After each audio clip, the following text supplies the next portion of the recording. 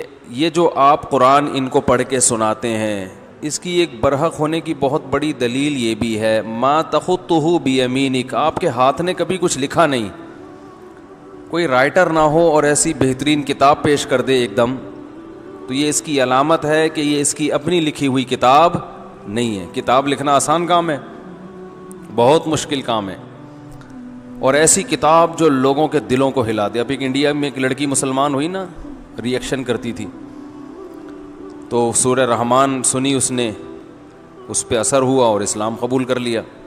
اس کی ویڈیو بھی آئی ہوئی ہے، وائرل ہوئی ہوئی ہے، مولانا طارق جمیل صاحب نے اس سے بات بھی کی۔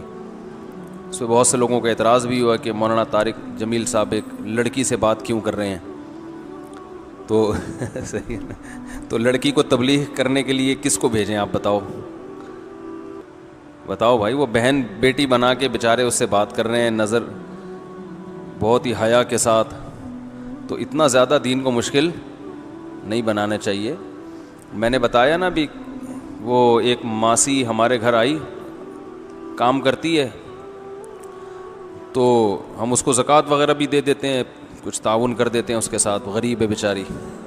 تو میرے گھر والوں سے کہہ رہی تھی، یہ مفتی صاحب دیکھو تعاون کر دیتے ہیں، فلاں مولانا صاحب ہیں، ان کے تو گھر کے میں قریب رہتی ہوں، ان کو میری غربت کی حالت کا علم ہے، میں ان سے گئی زکوٰۃ مانگنے تو انہوں نے منہ یوں کر لیا، میں قریب جا کے بات کروں تو منہ یوں کر لیا، اور کہنے لگے کہ نامحرم کو دیکھنا حرام ہے۔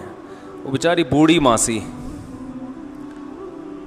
تو یوں کر کے بات کر رہے ہیں۔ پھر میں نے جب زیادہ بات کی، میرے گھریلو حالات جا کے دیکھیں، انہوں نے پھر چپ کرا دیا کہ نامحرم کی آواز کا بھی پردہ ہے، یقیناً پردہ ہے نامحرم کی آواز کا۔ کوئی جوان لڑکی بات کر رہی ہو، اس کی آواز سے آپ دلچسپی نہیں لے سکتے، کہہ کے لگا کے فری ہونا اس سے جائز نہیں ہے، لیکن اس بیچاری پر ایک ماسی کو قیاس کرنا، اور وہ بھی کسی ضرورت سے آئی ہے، اور ویسے بھی اس بیچاری کو دیکھنے سے کیا بد نظری ہوگی، یہاں دیکھنے کے لیے پتہ نہیں لوگ کیا کیا دیکھ رہے ہیں، اللہ کی پناہ۔ تو مجھے بڑی ہنسی آئی اس ماسی کے انداز پر، کہنے لگی میں جب وہاں گئی تو وہ یوں منہ کر لیا کہ نامحرم کو دیکھنا۔ وہ جو بیچاری گھروں میں ہوتی ہیں نا، تو فتنے، بات یہ ہے کہ نامحرم کو دیکھنا کوئی ضرورت ہو اور فتنے سے انسان محفوظ ہو تو پھر کوئی حرج نہیں ہے۔ نبی صلی اللہ علیہ وسلم کی مجلس میں اگر کوئی خاتون آئی کبھی کوئی بات کرنے کے لیے، تو آپ نے یوں تھوڑی کر لیا کہ نامحرم کو دیکھنا حرام ہے، بات نہیں کرو مجھ سے، چلو یہاں سے، بھاگو یہاں سے، بات کی آپ صلی اللہ علیہ وسلم نے۔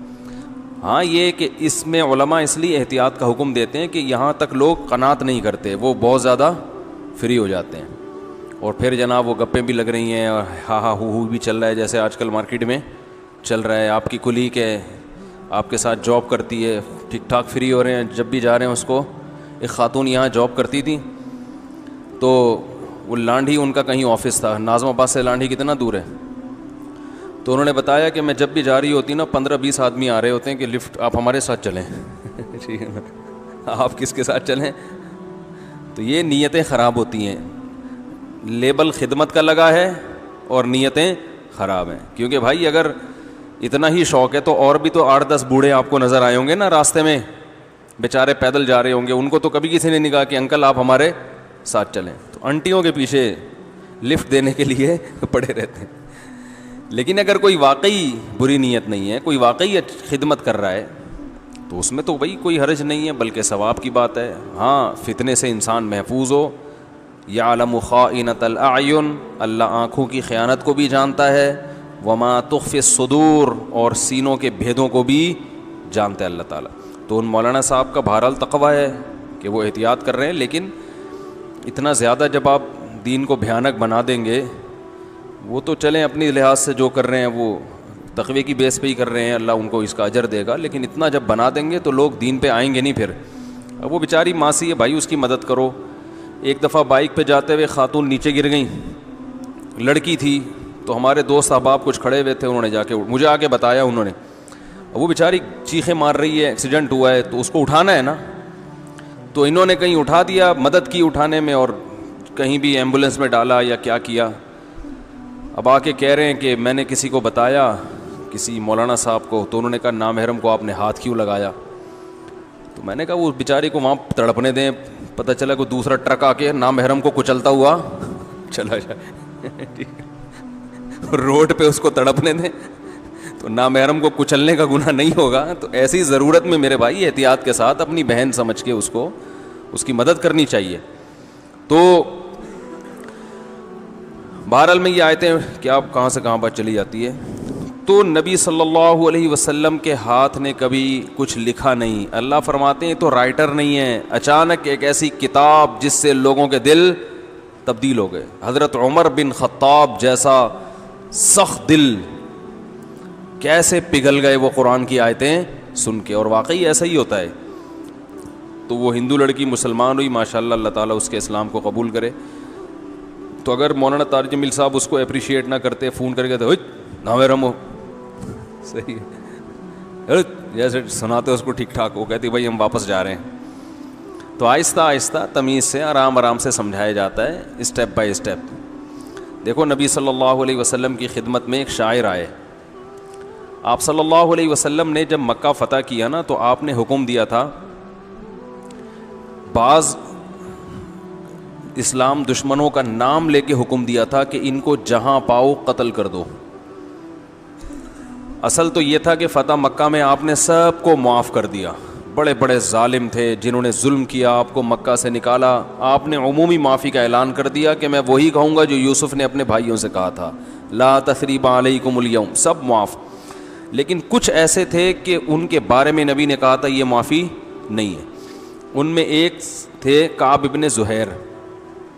یہ نبی کے شان میں نبی کے خلاف حجو کرتے تھے, شاعری کرتے تھے رسول اللہ صلی اللہ علیہ وسلم کے خلاف. شاعری میں بڑی جان رکھی ہے اللہ نے. شاعر اپنے کلام کو بہت اچھے مقصد کے لیے بھی استعمال کر سکتا ہے, بہت خراب بھی استعمال کر سکتا ہے.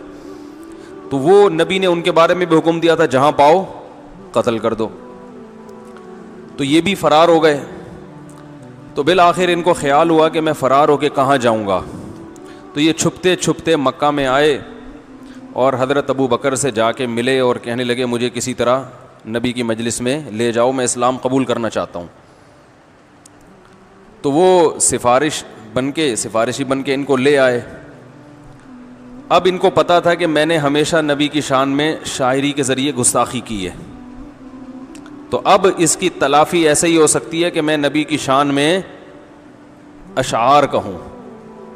تو انہوں نے نبی کی شان میں اشعار کہے, ان الرسول لسیف یستضاء به مہند من سیوف اللہ مسلول. محمد صلی اللہ علیہ وسلم ایک ایسی تلوار ہیں جو نیام سے نکلی ہوئی ہے, اور ہندی تلوار ہے, اور